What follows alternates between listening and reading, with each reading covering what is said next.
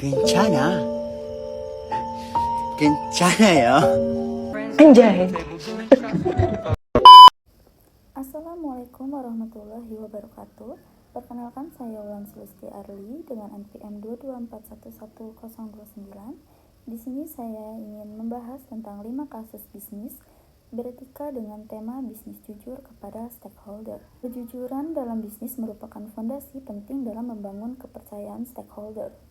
Stakeholder tidak hanya mencakup pemegang saham, tetapi juga karyawan, konsumen, pemerintah, mitra bisnis, hingga masyarakat luas. Di Indonesia maupun dunia internasional ada berbagai contoh perusahaan yang menunjukkan bagaimana kejujuran menjadi strategi jangka panjang yang tidak hanya berdampak positif bagi citra perusahaan, tetapi juga meningkatkan kinerja dan keberlanjutan bisnis. Yang pertama, ada kasus transparansi di sektor perbankan. Dalam industri perbankan, transparansi laporan keuangan dan keberlangsungan sangat penting karena berkaitan langsung dengan kepercayaan masyarakat. Studi yang dilakukan pada bank-bank di Indonesia periode 2018 hingga 2022 menunjukkan bahwa tekanan dari karyawan dan juga pemerintah mendorong bank untuk lebih sering menyusun dan mempublikasikan laporan keberlanjutan.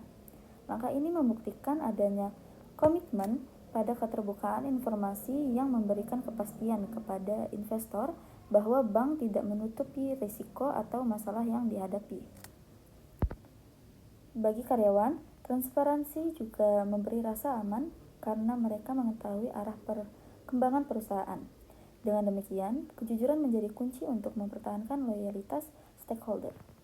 Lalu yang kedua, pengungkapan ESG di perusahaan energi. Perusahaan energi yang terdaftar di Bursa Efek Indonesia juga mulai menunjukkan komitmen terhadap kejujuran dengan mengungkapkan informasi terkait environmental, social, governance. Penelitian terbaru menyebutkan bahwa keterbukaan mengenai dampak lingkungan, tanggung jawab sosial, dan juga tata kelola perusahaan terbukti meningkatkan kinerja pasar. Hal ini sejalan dengan teori stakeholder yang menekankan bahwa perusahaan tidak hanya bertanggung jawab kepada pemegang saham, tetapi juga kepada masyarakat dan lingkungan. Dengan kejujuran dalam mengungkapkan kondisi, perusahaan energi mampu membangun kepercayaan investor dan juga publik, sekaligus mengurangi risiko reputasi yang bisa muncul jika ada informasi yang ditutupi. Lalu yang ketiga, transparansi di P2P.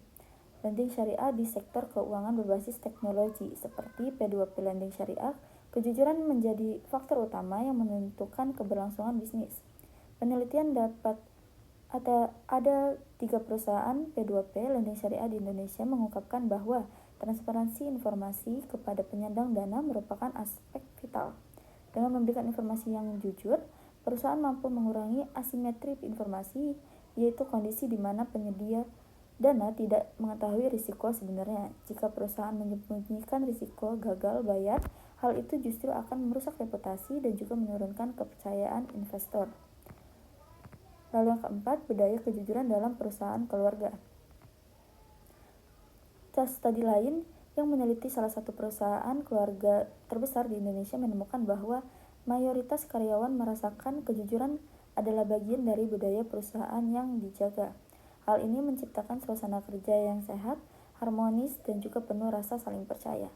Namun penelitian ini juga menyoroti adanya kelemahan pada sistem pelaporan etika yang menunjukkan bahwa meski kejujuran dijunjung tinggi, perusahaan tetap perlu meningkatkan mekanisme formal agar praktik etika bisa dipantau secara lebih baik.